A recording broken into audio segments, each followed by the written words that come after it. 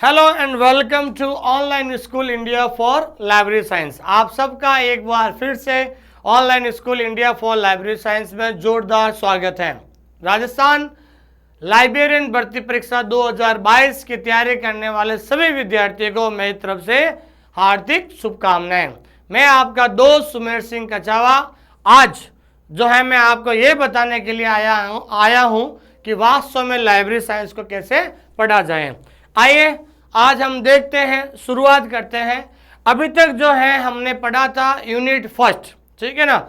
अभी तक हमने यूनिट फर्स्ट में जितने भी जो वीडियो जितने भी टॉपिक थे, ठीक है, जिसमें पहला टॉपिक था यूनिवर्स ऑफ नॉलेज, फिर उसके जो है टॉपिक था एट्रीब्यूट्स, यूनिवर्स ऑफ नॉलेज की विशेषताएं, फिर हमने पढ़ा था स्ट्रक्चर, यूनिवर्स ऑफ नॉलेज की जो है संरचना, फिर हमने पढ़ा था डिफरेंट टाइप्स ऑफ सब्जेक्ट, विषय के प्रकार, फिर हमने पढ़ा था mode of formation of subject, विषय निर्माण विधियां, और लास्ट और पांचवा जो टॉपिक था mapping of universe of knowledge in different kind of classification. ज्ञान जगत में चित्रण, अलग अलग पद्धतियों में ज्ञान जगत को किस तरीके से मैपिंग किया गया है, जिसमें हमने अलग अलग क्लासिफिकेशन में मैपिंग करना सीखा कि किस तरीके से मैपिंग की गई थी। आज हम जो है डायरेक्ट दूसरा जो यूनिट हम शुरू करने वाले थे कैटलॉगिंग, लेकिन हमने डिसाइड किया कि सबसे पहले हम क्लासिफिकेशन शुरू करने वाले हैं, क्योंकि क्लासिफिकेशन के अंदर बहुत ही छोटे छोटे जो है टॉपिक हैं, उन टॉपिक को समझने में बहुत ज़्यादा टाइम लगता है। उसका कारण क्या है कि हर एक टॉपिक में कोई ना कोई जो है डेफिनेशन वहाँ पर होती है। डेफिनेशन का मतलब होता है परिभाषा, और कई बार जो है एग्जाम में बहुत सारी परिभाषाएं पूछी जा सकती है। एक दो हर एग्जाम में 2-3 परिभाषा तो हमेशा पूछी जा सकती है। इसलिए मैंने डिसाइड किया था कि आज हम जो है टॉप यूनिट 3, ध्यान रखना, अभी हम सबसे पहले सिलेबस भी चर्चा करेंगे, लेकिन हम यूनिट 3 का जो है आज हम पहला टॉपिक पढ़ने जा रहे हैं, जिसका नाम है स्पाइसेस ऑफ लाइब्रेरी क्लासिफिकेशन, पुस्तकालय वर्गीकरण की प्रजातियां। ये बहुत ही इंपॉर्टेंट टॉपिक है। इस टॉपिक में से हमेशा चाहे कोई भी एग्जाम हो 1 या 2 क्वेश्चन जरूर पूछा जाता है, ध्यान रखना। पुस्तकालय वर्गीकरण की जो प्रजातियां हैं, इस टॉपिक में से 1 या 2 जो है क्वेश्चन हमेशा कंपटीशन एग्जाम में पूछा जाता है। तो जो भी आप मेरे इस वीडियो को देख रहे हैं, सबसे पहले मैं आपसे उनसे कहना चाहता हूं, अगर आप वास्तव में मेरे वीडियो को लाइक करते हैं, आप वास्तव में मेरे वीडियो को आप देख रहे हैं, तो आप ज़रूर लाइक कीजिए और कमेंट कीजिए और अपने दोस्तों के साथ शेयर कीजिए। क्योंकि जब से मैंने आज जो है वीडियो डालना शुरू किया था यूट्यूब पे, आप लोगों ने बहुत सारे कमेंट किए, चैनल को सब्सक्राइब भी किया था। इसलिए मैं बार बार आपसे रिक्वेस्ट कर रहा हूँ कि आप जो है ज़रूर जो है कमेंट कीजिए, ताकि हमें पता चले कि वास्तव में आप किस तरीके से पढ़ना चाहता हूँ। मैं मेरी पूरी कोशिश कर रहा हूँ कि आपको पूरा सिलेबस जो है कराऊंगा, लेकिन YouTube पे मैं ज़्यादा नहीं आ पाऊंगा। इसका कारण है कि मेरी स्कूल जो है वो ओपन हो चुकी है। तो मैं डायरेक्ट जो है अब अगला जो वीडियो है मेरा जो है ऐप पर आएगा, ऑनलाइन स्कूल इंडिया ऐप, ठीक है। और जो भी विद्यार्थी इस वीडियो को देख रहे हैं, आप मेरे से व्हाट्सएप पर बात कर सकते हैं। ये मेरे फ़ोन नंबर है 86-195-77-803। आप ये मेरे व्हाट्सएप नंबर है, व्हाट्सएप पर ही मैसेज कीजिए। क्यों स्कूल में रहता हूँ तो फ़ोन नहीं उठा पाऊँगा, तो 86-195-77-803 ये मेरे व्हाट्सएप नंबर है। तो आप ज़रूर इस पर बात कीजिए। और जो विद्यार्थी इस वीडियो को देख रहे हैं, आपसे रिक्वेस्ट कर रहा हूँ मैं अभी भी कि आप सबसे पहले जाते ही प्ले स्टोर में एक ऑनलाइन स्कूल इंडिया जो ऐप है उसको आप डाउनलोड कर लीजिए। ध्यान रखना, ऐप का नाम क्या है, ऑनलाइन स्कूल इंडिया जो ऐप है, इसको आप डाउनलोड कर लीजिए। उसके अंदर आप स्टोर में जाएंगे, स्टोर के ऊपर कंटेंट में जाएंगे, तो सबसे पहले राजस्थान लाइब्रेरियन ग्रेड का जो सिलेबस है, ठीक है, कंप्लीट सिलेबस हम उसमें दे रहे हैं, ठीक है ना। सिर्फ कितने रुपए में, 999 रुपये में हम दे रहे हैं, ध्यान रखना। जिसके अंदर उसके अंदर वीडियो है, लेक्चर जो आपको पढ़ा रहे हैं, उसके बाद उसी वीडियो की जो है जो लेक्चर हम दे रहे हैं उसकी PDF है, जिसे आप नोट्स भी कह सकते हैं। और उसके बाद उसी जो है ऐप के अंदर 100+ हम टेस्ट सीरीज दे रहे हैं, ध्यान रखना। तो ये कुछ बच्चे कह रहे थे सर हमें, कुछ तो बच्चे, कल भी फ़ोन आया था, बच्चे कह रहे थे हमें खाली टेस्ट सीरीज चाहिए, कुछ बच्चे कह रहे हैं हमें तो PDF चाहिए, कुछ बच्चे कह रहे हैं हमें कोर्स चाहिए। तो हमने एक ऐसा ऐप बनाया है जिसका नाम है ऑनलाइन स्कूल इंडिया, जिसमें आपको वीडियो भी मिल जाएगा, पीडीएफ मिल जाएगा, इसमें टेस्ट सीरीज भी मिल जाएगी। आप 1000 बार वीडियो देखिए, 1000 बार पीडीएफ से नोट्स बनाइए, 1000 बार आप टेस्ट दे सकते हैं। लेकिन उसके लिए आपको ऑनलाइन स्कूल इंडिया ऐप को डाउनलोड करना है। फिर ऊपर सबसे ऊपर जाते हैं राजस्थान लाइब्रेरियन ग्रेड 3 का जो ये ऑफर है, ये ऑफर आपको जो है अभी 50% ऑफर में मिल रहा है 999 रुपये में। तो आप जल्द से इस सिलेबस को ज्वाइन कीजिए। अब आपको भी पता है कि वर्तमान में जब से ये नया सिलेबस चेंज हुआ है उसके बाद मार्केट में स्टडी मटेरियल नहीं है, लेकिन मैं फिर भी कोशिश कर रहा हूँ कि आपको बिल्कुल नोट्स बनाकर अच्छी तरीके से मैं समझाने की कोशिश कर रहा हूँ। तो आइए हम शुरुआत करते हैं। The spices of library classification, बहुत इंपॉर्टेंट टॉपिक है, पुस्तकालय वर्गीकरण की प्रजातियाँ। ठीक है, ये हमारा ऐप है। जैसे ही आप प्ले स्टोर पे जाओगे तो ये हमारे ऐप का क्या है भाई, लोगो है, ऑनलाइन स्कूल इंडिया। इसको जरूर आप जो है डाउनलोड कर लीजिए। हाँ, आइए हम सबसे पहले जो है ये मैंने कई बार देखा है, आजकल 90% जो बच्चे हैं, 90% जो स्टूडेंट्स हैं, वो कभी भी जो अपने सिलेबस को एनालिसिस नहीं करते।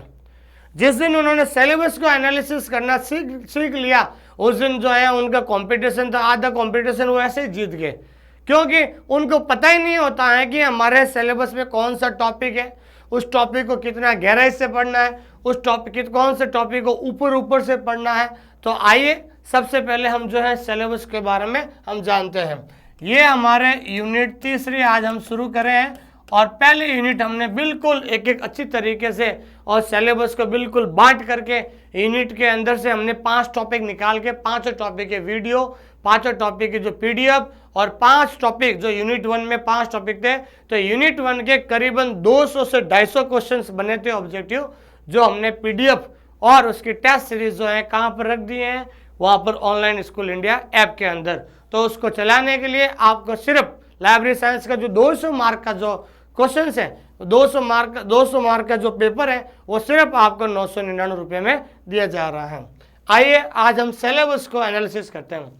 पहला जो टॉपिक है मेथड ऑफ नॉलेज ऑर्गेनाइजेशन, के ज्ञान संगठन की संरचना।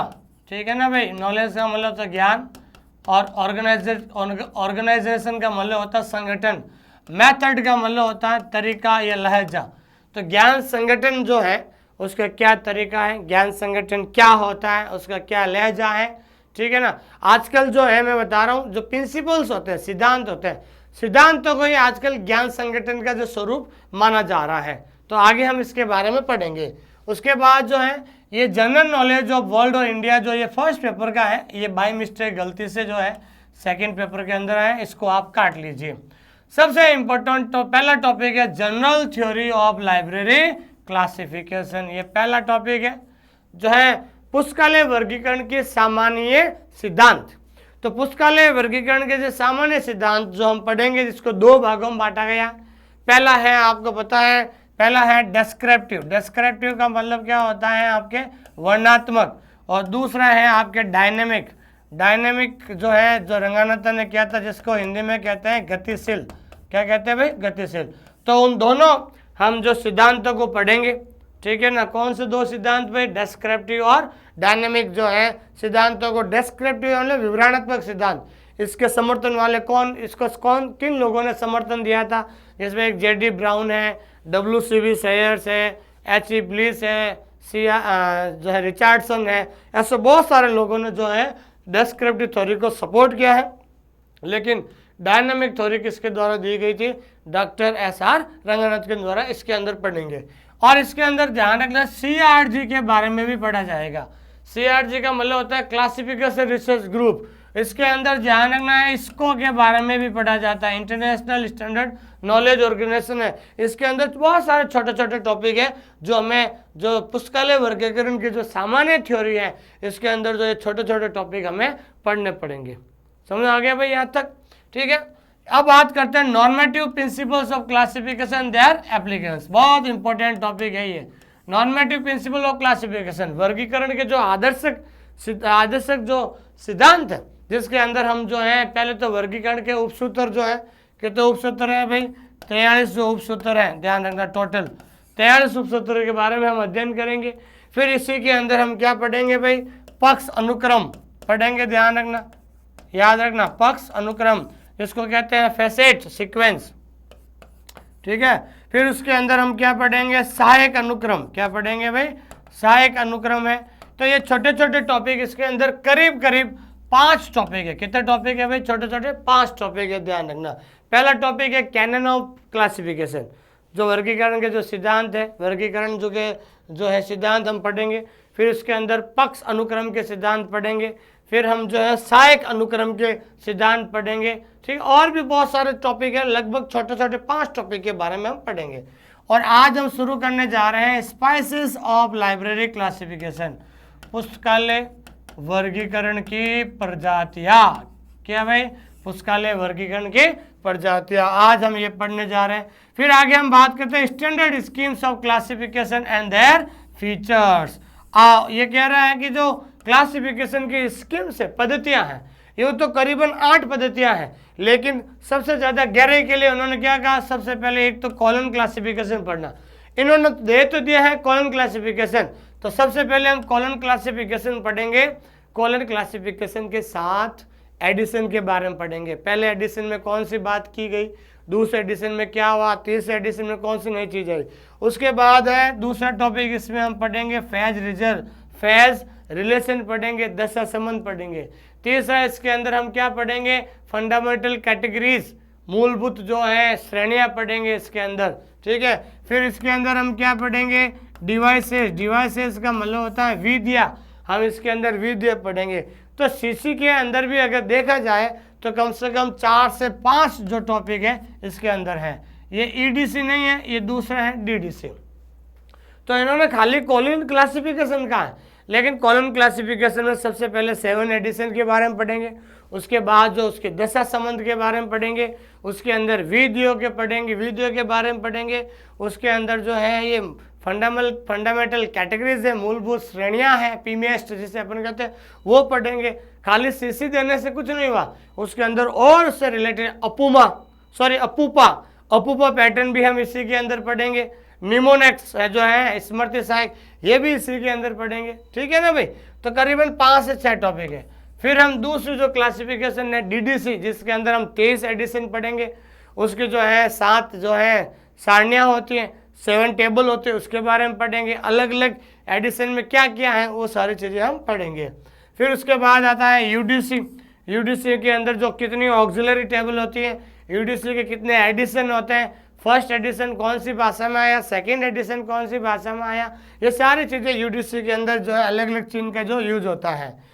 फिर हम पढ़ेंगे नोटेशन। नोटेशन का मतलब होता है अंकन। क्या होता है भाई, अंकन। अंकन के बाद हम इसके अंदर पढ़ेंगे कॉल नंबर। कॉल नंबर का मतलब होता है क्रमांक, ठीक है भाई, ये भी हमारे कोर्स में कॉल नंबर 3 प्रकार के होते हैं। क्लास नंबर हो गया, फिर इसके अंदर क्लास नंबर पढ़ेंगे, वर्गांक, फिर हम पढ़ेंगे बुक नंबर, पुस्तक संख्या, फिर हम पढ़ेंगे कलेक्टिव जो नंबर, संग्रह जो है संख्या कहते हैं। तो ये इस कॉल नंबर के अंदर भी बहुत सारे 3-4 चीज़ें आती हैं। तो और भी बहुत सारे छोटे छोटे टॉपिक जो है इसके अंदर बहुत ज़्यादा जुड़े हुए हैं। फिर हम बात करते हैं design and development of schemes library classification, कि वास्तव में लाइब्रेरी क्लासिफिकेशन को किस तरीके से डिज़ाइन किया गया, उनको किस तरीके से बनाया गया, उसके बारे में भी हम उनको किस तरीके से डेवलपमेंट हुआ, उनका विकास कब हुआ, कैसे हुआ, कितने चरणों में हुआ, किस तरीके से किया गया, हम चीज़ें उसके पढ़ेंगे।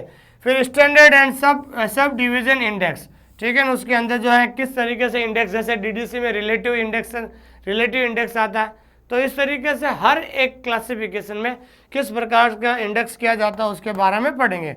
फिर आता है ट्रेंड इन library classification, very important. Trend इन लाइब्रेरी क्लासिफिकेशन का मतलब होता है कि यूडीसी, सीसी और डीडीसी के अलावा वर्तमान में और कौन सी जो है क्लासिफिकेशन जो स्कीम है वो ट्रेंड है, और कौन सी है, जिसमें एक बीएसओ है, जैसे ईसी है, ठीक है ना, ईसी मतलब एक्सपेंसिव क्लासिफिकेशन, बीसी का मतलब होता है बोर्ड सिस्टम ऑफ ऑर्डरिंग हो गया, ठीक है भाई, एससी का मतलब होता है सब्जेक्ट क्लासिफिकेशन हो गया, एलसीसी का मतलब क्या होता है लाइब्रेरी ऑफ कांग्रेस क्लासिफिकेशन हो गया। तो ये इनके अलावा जो मेन जो क्लासिफिकेशन वर्गीकरण है डीडीसी, यूडीसी और सीसी। इनके अलावा और कौन सी जो है क्लासिफिकेशन है वो ट्रेंड लाइब्रेरी क्लासिफिकेशन, जिसके बारे में जैसे बीसी आ गया, बिब्लियोग्राफिक क्लासिफिकेशन है, जो इसके बारे में हम जरूर पढ़ेंगे।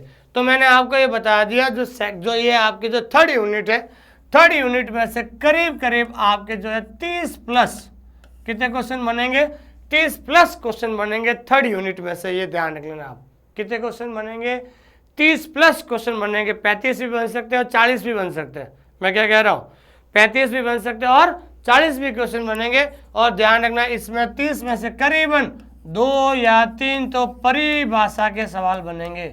क्या पूछेंगे भाई, डेफिनेशन। ध्यान रखना कम से कम 2 या 3 सवाल तो परिभाषा के बारे में पूछेंगे। तो समझ में आ गया भाई पहले, क्योंकि मुझे पता है कि आजकल जो विद्यार्थी इतने उतावले हैं कोर्स खरीदने में, कि कल भी मेरे पास फोन आया कि मैंने फलान जी का कोर्स खरीद लिया, मैंने उनका कोर्स खरीद लिया, मैंने उनका कोर्स खरीद लिया। तो जब आपने कोर्स खरीद लिया तो पढ़ो ना भाई, ठीक है ना। तो लेकिन सबसे बड़ी बात है, उन्होंने जो कोर्स तो खरीद लिया वो पिछले साल का कोर्स था। अब जो हमारा नया जो सिलेबस है उसको आप देखिए, ठीक है ना। नया सिलेबस क्या कह रहा है उस सिलेबस, मैं आपको बता दूं, मुझे इस नए सिलेबस को समझने में 2 दिन लगे थे। तो मैंने ये डिसाइड कर लिया था, जब भी मैं ऑनलाइन या जो ऐप में पढ़ाऊंगा तो सबसे पहले जाते ही रोज़ 2 मिनट मेरे भले ही ख़राब हो, लेकिन मैं सबसे पहले आपको जो है सिलेबस को एनालिसिस करना सिखाऊंगा मैं। क्योंकि जिस दिन आप सिलेबस को एनालिसिस कर लोगे ना, उस दिन आपका कंपटीशन 50% आप जीत गए। मुझे नहीं लगता आपको कि सिलेबस में कोई प्रॉब्लम आ रही होगी। बिल्कुल सिंपल सा सिलेबस है। रोज़ मैं आऊँगा, रोज़ टॉपिक लेके आऊँगा, रोज़ अपन सिलेबस के बारे में बात करेंगे। समझ में आ गया ना भाई। तो इस तरीके से आपका सिलेबस है, ठीक है ना, इस तरीके से आपको इनको समझना है, ठीक है भाई। तो आज हम जो है पहला टॉपिक शुरू करने जा रहे हैं, जिसका नाम है ये रहा, स्पाइसेस ऑफ लाइब्रेरी क्लासिफिकेशन। मतलब ये होता है पुस्तकालय वर्गीकरण की प्रजातियां। तो पुस्तकालय वर्गीकरण की प्रजातियां क्या होती है, जिसके बारे में हम बात करते हैं। देखिए भाई, दुनिया में जो है बहुत सारी जो है लाइब्रेरी साइंस में बहुत सारी दुनिया में तो किया, पुस्तकालय विज्ञान या लाइब्रेरी साइंस में बहुत सारी जो है क्लासिफिकेशन स्कीम में वर्गीकरण पद्धतियां हैं, ठीक है ना भाई। जिसमें अगर हम बात करते हैं तो सबसे पुरानी जो है, पूछ ले विश्व की सबसे पुरानी पद्धति कौन सी है, डीडीसी है। वर्गीकरण पद्धति कौन सी है, ये पूछ ले सवाल के विश्व की सबसे पुरानी पद्धति कौन सी है भाई, ये डीडीसी है। कौन सी है भाई, डीडीसी। फिर उसके बाद दूसरी पद्धति की बात कर रहे हैं भाई, फिर एक आती है इंडिया की सीसी। फिर और कौन सी आती है भाई, यूडीसी। फिर और कौन सी आती है, एलसीसी। फिर कौन सी आती है, एससी। फिर कौन सी आती है, ईसी। फिर कौन सी आती है, बीसी।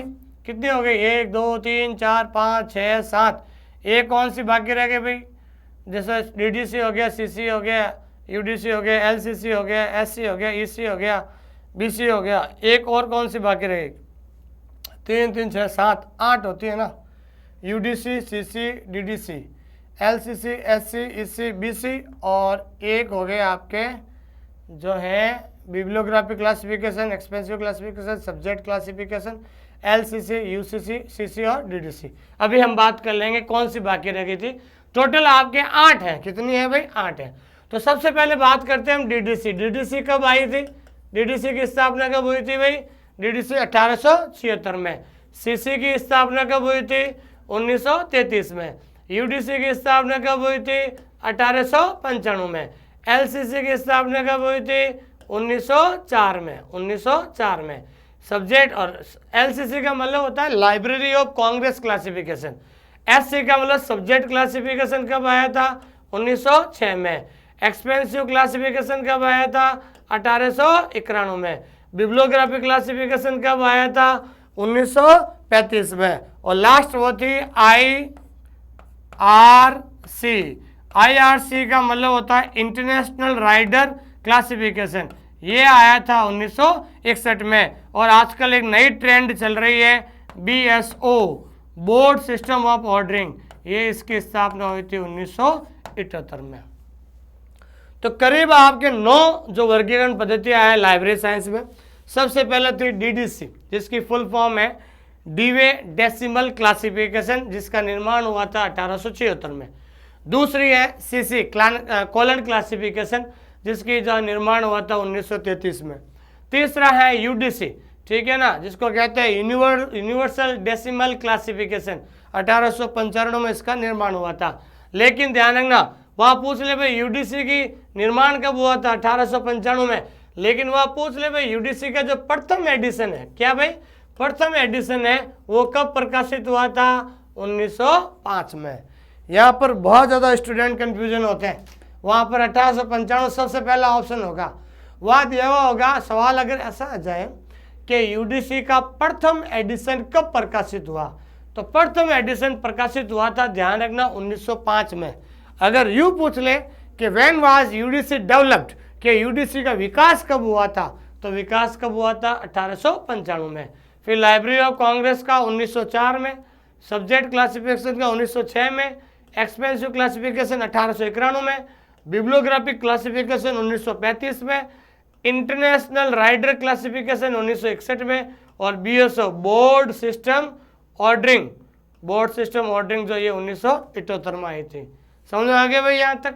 तो अगर हम बात करते हैं कि डीडीसी, तो ये हो गया। डीडीसी की खोज किसने की थी, मेलविल डीवे ने। किसने खोज की थी भाई, मेलविल डीवे ने। सीसी की खोज किसने की थी भाई, रंगानाथन ने। किसने की थी, रंगानाथन ने। यूडीसी में कौन दो लोग थे पता है, Henri La Fontaine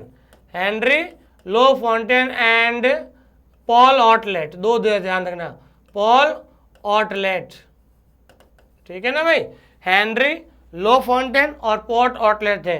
library of Congress में दो व्यक्ति थे, ध्यान रखना, एक तो है CM हैंसन और दूसरा कौन सा नाम था, चार्ल्स मार्टल। कौन था भाई, चार्ल्स मार्टल। ध्यान रखना, सवाल पूछा जाता है कि CM हैंसन और चार्ल्स मैंटन जो है किस वर्गीकरण पद्धति से जुड़े हुए थे, तो ध्यान रखना लाइब्रेरी ऑफ कांग्रेस के। और सब्जेक्ट क्लासिफिकेशन के कौन है निर्माणकर्ता, JD ब्राउन। कौन है भाई, JD ब्राउन। और एक्सपेंसिव क्लासिफिकेशन के कौन है भाई, CA कट्टर साहब। एक्सपेंसिव क्लासिफिकेशन की स्थापना या निर्माण CA कट्टर ने किया। बिब्लियोग्राफिक क्लासिफिकेशन में कौन है भाई निर्माणकर्ता, HE ब्लिस। क्या है भाई, HE ब्लिस। और अगला है इंटरनेशनल राइडर क्लासिफिकेशन, इसके जो है निर्माण करता है F राइडर। कौन है भाई, F राइडर। और BSO का निर्माण किसने किया था, फिड ऑब्लिक यूनेस्को। BSO भी एक जो है क्लासिफिकेशन स्कीम है जो ट्रेंड लाइब्रेरी क्लासिफिकेशन में आती है। BSO की स्थापना फिड या यूनेस्को के द्वारा दी गई है।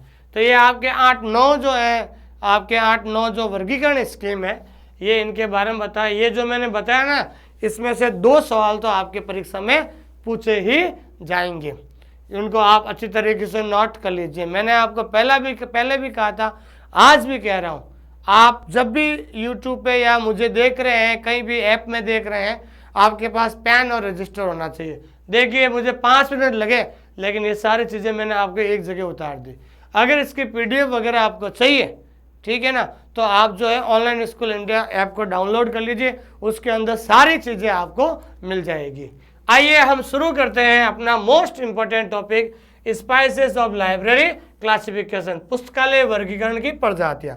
ये इसलिए समझाना पड़ा क्योंकि पुस्तकालय वर्गीकरण की प्रजातियाँ मतलब जो लाइब्रेरी क्लासिफिकेशन स्कीम है, इतनी सारी स्कीम है, इनको भी अलग अलग प्रजातियों में बांटा गया। किस में बांटा गया, प्रजातियों में बांटा गया है। तो ध्यान दीजिए पहले कि वर्गीकरण क्या होता है, कैसे बना, उसके बारे में हम बात करते हैं। तो वर्गीकरण शब्द का सामान्य अर्थ ये है कि वस्तुओं अथवा विचारधाराओं को उनके गुणों की समानता एवं असमानता के आधार पर विभिन्न वर्गों एवं उपवर्गों में विभाजित किया जाता है। तो वर्गीकरण के अंदर क्या होता है कि जो भी वस्तु या विचारधारा है, उनकी गुणों की समानता और असमानता के आधार पर अलग अलग वर्गों में उनको विभाजित किया जाता है। डीडीसी जो वर्गीकरण पद्धति है, उनके अलग गुण हैं, सीसी के वर्गीकरण पद्धति के अलग गुण हैं, ठीक है ना, क्योंकि डीडीसी में मुख्य वर्ग जो मुख्य वर्ग अलग होते हैं, 3 डिजिट होते नहीं होते, 000 से होता है। लेकिन जबकि सीसी में जो मुख्य वर्ग होते हैं ABCD होती है, A से लगा के Z तक। समझे नहीं समझा। जैसे सब्जेक्ट क्लासिफिकेशन में जो मुख्य वर्ग होते हैं वो अलग अलग सिद्धांतों पर आधारित होते हैं। समझ आएंगे भाई। तो कहने का मतलब ये चीज़ है, ये कह रहा है कि हमेशा वर्गीकरण शब्द का अर्थ होता है वस्तु या विचारधारा को उनके गुणों के आधार पर जो है अलग अलग भागों में विभाजित कर दिया गया है। वर्तमान में पुस्तकालय विज्ञान में कई वर्गीकरण पद्धतियां हैं। ये रही वर्गीकरण पद्धतियां, 9 तो मैंने आपको बता दी। एक 10वीं बताऊं मैं आपको, 10वीं है वो रशियन क्लासिफिकेशन स्कीम है, जिसका नाम है BBK। क्या नाम है उसका? BBK, ध्यान रखना। तो बहुत सारी पद्धतियां ये मैंने आपके सामने बता दी है। पुस्तकालय में हम आकार, अध्ययन सामग्री संग्रहण के आधार पर किसी एक विधि का चयन करते हैं। तो वो कह रहे हैं कि भाई इसके अंदर, एक मिनट है ना, क्या तार आ गया इसके अंदर, ध्यान दीजिए इधर। तो हमने ये क्या कह रहे हैं, पुस्तकालय हम आकार, अध्ययन सामग्री संग्रहण के आधार पर किसी भी एक विधि का चयन करते हैं। तो हम जो अलग अलग जो वर्गीकरण स्कीम है, वर्गीकरण पद्धतियां हैं, उनको हम अलग अलग कैसे प्रजातियों में बांटा जा सकते हैं, आइए हम सीखते हैं। नोट ध्यान दीजिए आप, नोट में ये ध्यान रखना है कि इन पद्धतियों को निम्नलिखित श्रेणियों में बांटा जा सकता है। देखिए भाई, पहले तो सबसे पहले ध्यान दीजिए आप, पुस्तकालय वर्गीकरण पद्धतियां आपको पता चल गई। इन पद्धतियों को जो है हम जो है अलग अलग श्रेणियों में बांटा जा सकते हैं। तो ध्यान रखना, जो है इन पद्धतियों को श्रेणियों में 2 श्रेणियों में बांटा जाता है। कितनी श्रेणियों में भाई? निम्नलिखित 2 श्रेणियों में इनको बांटा जाता है। पहली श्रेणी का नाम है परिगणनात्मक पद्धति, ध्यान रखना। तो परिगणनात्मक पद्धति को क्या कहते हैं? इनन्यूमरेटिव स्कीम। क्या कहते हैं? इनन्यूमरेटिव स्कीम। और दूसरा है पक्षात्मक पद्धति, जिसको कहते हैं फैसेटेड स्कीम। तो ध्यान दीजिए, पुस्तकालय वर्गीकरण पद्धतियों को हम 2 श्रेणियों में विभाजित कर सकते हैं। पहली श्रेणी का नाम क्या है? परिगणनात्मक पद्धति। और दूसरी श्रेणी का नाम क्या है भाई? पक्षात्मक पद्धति। ठीक है, तो आइए हम सबसे पहले वापस बात करते हैं परिगणनात्मक पद्धति के बारे में। तो परिगणनात्मक पद्धति जिसको कहते हैं इनन्यूमरेटिव स्कीम को भी 2 भागों में बांटा गया है। सबसे पहले हम देखो, वर्गीकरण पद्धतियों को 2 श्रेणियों में बांटा गया है। पहली श्रेणी है परिगणनात्मक पद्धति, जिसको हम कहते हैं इनन्यूमरेटिव स्कीम। दूसरी जो है पक्षात्मक पद्धति, जिसको हम क्या कहते हैं? Faceted scheme. ठीक है, लेकिन हम वापस पहला पढ़ रहे हैं परिगणनात्मक पद्धति, उसको 2 भागों में बांटा गया है।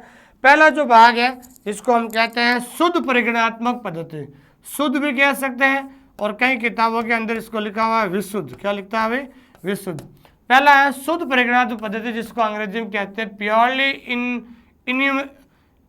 इन्यूमरेटिव स्कीम। और दूसरा है लगभग परिगणनात्मक पद्धति, ऑलमोस्ट इन्यूमरेटिव स्कीम्स हो गया। ध्यान रखना, पहली बात समझिए आप, मैं वापस समझा रहा हूँ आपको अच्छे तरीके से, ध्यान दीजिए। जो है पुस्तकालय वर्गीकरण जो पद्धतियां हैं, उनको 2 श्रेणियों में विभाजित किया गया। कितनी श्रेणियों में भाई? 2 श्रेणियों में। पहली जो श्रेणी है जिसको हम कहते हैं परिगणनात्मक, क्या कहते हैं? परिगणनात्मक। और दूसरी जो श्रेणी है जिसको हम कहते हैं पक्षात्मक। क्या कहते हैं? पक्षात्मक। तो वापस हम पढ़ रहे हैं परिगणनात्मक पद्धति, जिसको हम 2 भागों में बांटते हैं। पहला है शुद्ध परिगणनात्मक पद्धति और दूसरा है लगभग परिगणनात्मक पद्धति। अब आइए हम देखते हैं शुद्ध परिगणनात्मक और लगभग परिगणनात्मक पद्धति में क्या अंतर है, क्या एग्जाम्पल है।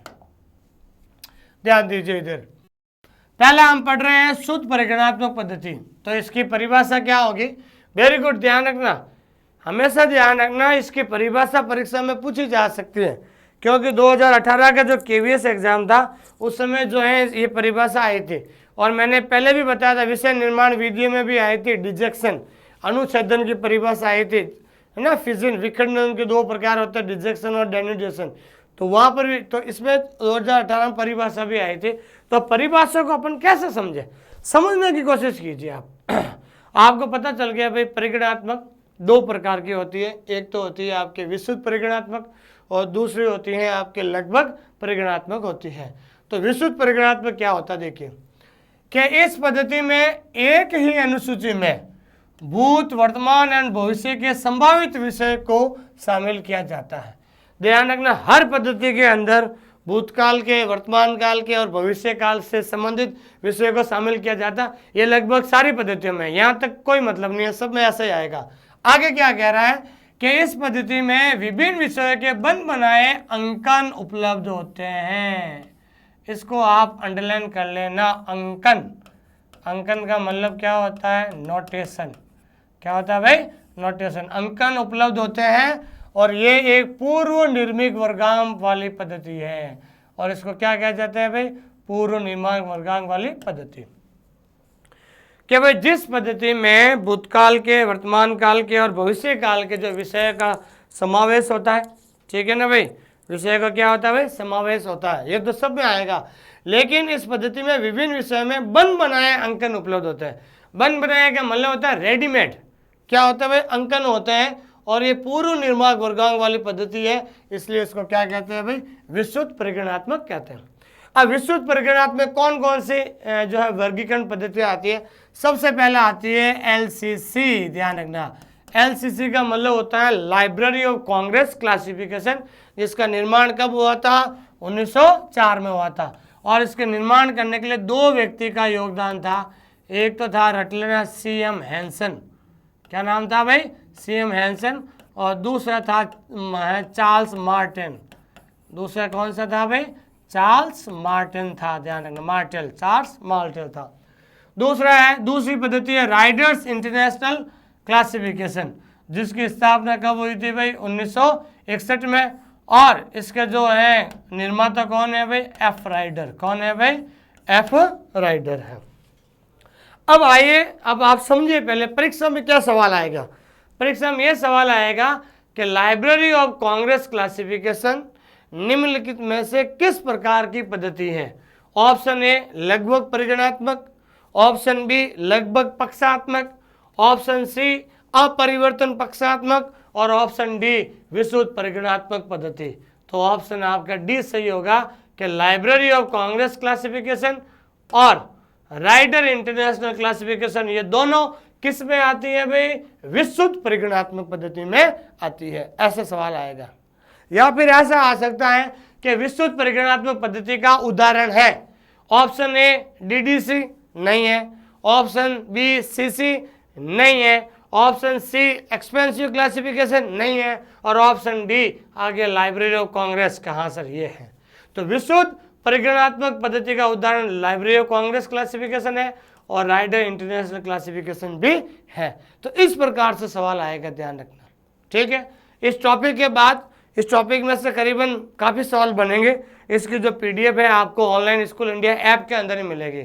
आज कई बार बच्चे जो मुझे फ़ोन करते हैं, सर हमने कोर्स ले लिया दूसरों से, हमें खाली टेस्ट सीरीज चाहिए।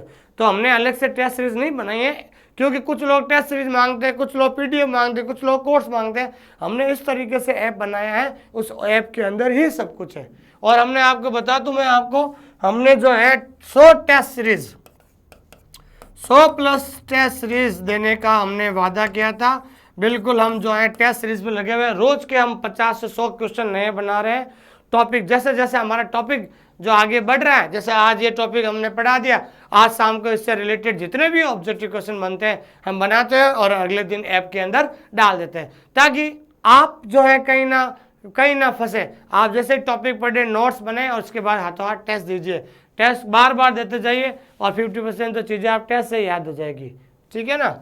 तो अब हम बात करते हैं दूसरा परिगणनात्मक का। पहला प्रकार हो गया विस्तृत, दूसरा भाग है लगभग परिगणनात्मक पद्धति। तो लगभग परिगणनात्मक पद्धति को अंग्रेजी में क्या कहते हैं? Almost enumerative scheme. Almost enumerative scheme का मतलब समझते हो, ठीक है ना, जिसको हम हिंदी में कहते हैं लगभग परिगणनात्मक पद्धति। देखो, इस पद्धति में भूत, वर्तमान एवं संभावित भविष्य के विषय के वर्गांक के साथ साथ सामान्य एकल की तालिकाओं को भी शामिल किया जाता है। देखिए भाई, सामान्य एकल का मतलब क्या होता है? Common isolate. क्या होता है भाई? Common isolate. और इसमें सभी विषय के रेडीमेड क्लास नंबर होते हैं। क्या होते हैं भाई? Readymade class number. Class number को हिंदी में कहते हैं वर्गांक। क्या होता है भाई? वर्गांक कहते हैं, ठीक है ना। तो डीडीसी के जैसे 10 मुख्य वर्ग है, फिर 100 है, फिर 1000 हो गए। तो देखो, अब इसको परिभाषा को समझने की कोशिश कीजिए आप। तो आपको दो में डिफरेंस निकालना है कि भाई विस्तृत परिगणनात्मक क्या होता है और लगभग क्या होता है। देखिए, ये तो ऊपर वाली लाइन तो सब सेम होगी भाई, पद्धति में हमेशा भूत, वर्तमान और भविष्य के विषय का समावेश होता है। लेकिन विशुद्ध में ध्यान रखना, इसमें विषय के बन बनाए अंकन उपलब्ध होते हैं। क्या होते हैं? बन बनाए अंकन उपलब्ध होते हैं, तो वो हो जाएगा आपके विशुद्ध हो जाएगा।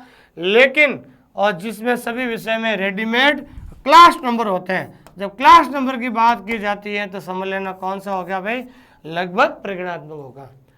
ठीक है ना भाई। जिन विषयों में बन बनाए अंकन उपलब्ध होते हैं, ध्यान रखना, अंकन उपलब्ध होते हैं तो विशुद्ध परिगणात्मक पद्धति होगी। और जिनमें क्लास नंबर होते हैं, विषय में रेडीमेड क्या होते हैं भाई, क्लास नंबर आ जाए तो समझ लेना क्या हो जाएगा, लगभग परिगणात्मक पद्धति। तो मान लो कई बार परीक्षा में परिभाषा भी आ जाए तो इस परिभाषा को जो है अच्छी तरीके से डिफरेंस करने का तरीका ये है, जिसमें विषय में अंकन उपलब्ध होते हैं तो वो विशुद्ध हो जाएगा। लेकिन जब क्लास नंबर की बात होती है तो वो हमेशा क्या होगा, लगभग परिगणात्मक। और लगभग परिगणात्मक उदाहरण कौन है, डीडीसी। डीडीसी की फुल फॉर्म क्या है, डीवी डेसिमल क्लासिफिकेशन, जिसकी निर्माण कब हुआ था, 1876 में हुआ था। और किसके द्वारा भाई, मेलविन डीवी के द्वारा। और मेलविन डीवी को क्या कहा जाता है पता है ना, मेलविन डीवी को कहा जाता है फादर ऑफ मॉडर्न क्लासिफिकेशन। क्या कहा जाता है भाई, फादर ऑफ मॉडर्न क्लासिफिकेशन, मतलब आधुनिक वर्गीकरण का पिता किसको कहा जाता है, मेलविन डीवी को कहा जाता है।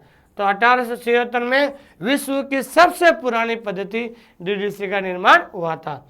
1876 में एक और हुआ था, एएलए की स्थापना हुई थी, अमेरिकन लाइब्रेरी एसोसिएशन, जो विश्व का सबसे बड़ा और सबसे पुराना संघ था 1876 में। और तीसरा 1876 में एक लाइब्रेरी साइंस की पहली जो है मैगजीन की शुरुआत हुई थी, जिसका नाम था लाइब्रेरी जनरल। ये डीवी साहब ने ये शुरू की थी। ठीक है ना, तो यहाँ तक समझ में आ गया आपको। ठीक है ना, तो जो भी आप इस वीडियो को देख रहे हैं ज़रूर इसको लाइक करें, कमेंट करें और शेयर कीजिए। बिल्कुल मैं आपको एक एक चीज़ इतनी आसानी से समझाऊंगा, आपको कहीं जो है जाने की जरूरत नहीं है। दूसरा जो इसका उदाहरण है सब्जेक्ट क्लासिफिकेशन, जिसकी स्थापना कब हुई थी, 1906 में। और सब्जेक्ट क्लासिफिकेशन का निर्माण करता कौन है भाई, जेडी ब्राउन। क्या है भाई, जेडी ब्राउन है। समझ आ गया भाई। तो अब अगला जो पार्ट है हम अगले वीडियो में पढ़ेंगे। तो अभी तो हमने खाली परिगणात्मक 2 प्रकार के होते हैं, अभी हम पक्षात्मक के बारे में अगले वीडियो में पढ़ेंगे कि भाई लगभग पक्षात्मक क्या होता है। सीसी के जैसे 7 एडिशन है, शुरू के 3 एडिशन में जो है किस प्रजाति में बांटा गया, फिर चौथा, पांचवा, छठा एडिशन को किस प्रजाति में बांटा गया, सातवें को किस प्रजाति में बांटा गया, उनके क्या उदाहरण हो सकते हैं, जो हम अगले वीडियो में पढ़ेंगे। ठीक है ना। और जो भी इस वीडियो को देख रहे हैं, जो भी इस टॉपिक आपको जो है आपको पढ़ाया है मैंने, अगर आपको इसका पीडीएफ चाहिए या फिर इस टॉपिक के ऑब्जेक्टिव क्वेश्चन आंसर चाहिए तो मेरे ये व्हाट्सअप नंबर है 86-195-77-803। इसके अंदर आपको मैंने पहली यूनिट पूरी पढ़ा दी है और पहली यूनिट के करीबन 200 से क्वेश्चन अधिक है, वो ऑब्जेक्टिव बना दिए गए और टेस्ट सीरीज के अंदर डाल दिया है मैंने ऑनलाइन स्कूल इंडिया ऐप के अंदर। ठीक है, आइए। और जो हम अगली जो क्लास है इसी का भाग जो है दूसरा भाग, जिसमें हम कॉलम क्लासिफिकेशन जो है उसको पक्षात्मक वर्गीकरण पद्धति पढ़ेंगे, उसके अंदर क्या क्या होता है। अभी हमने खाली एक पार्ट पढ़ा है परिगणात्मक पद्धति, इसके 2 भाग होते हैं। अब हम पढ़ेंगे पक्षात्मक पद्धति, जिसमें लगभग पक्षात्मक होता है, अपरिवर्तन पक्षात्मक होता है, जिसमें लगभग मुक्त पक्षात्मक होता है, जिसमें पूर्णतः पक्षात्मक पद्धति होते हैं। ठीक है ना, उसके अंदर हम सारी चीज़ें पढ़ेंगे। ठीक है, थैंक यू वेरी मच। जिसने भी डाउनलोड नहीं किया है ऐप को डाउनलोड कीजिए और हमारा जो संपूर्ण कोर्स है ऑनलाइन स्कूल इंडिया ऐप के अंदर है सिर्फ 999 रुपये में। हिंदुस्तान का सबसे सस्ता कोर्स आपको दे रहे हैं।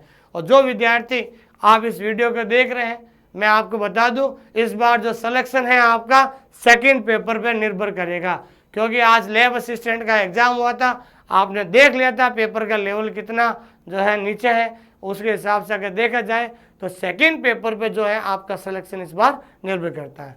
ठीक है, thank you very much for your love, for your affection. Good night.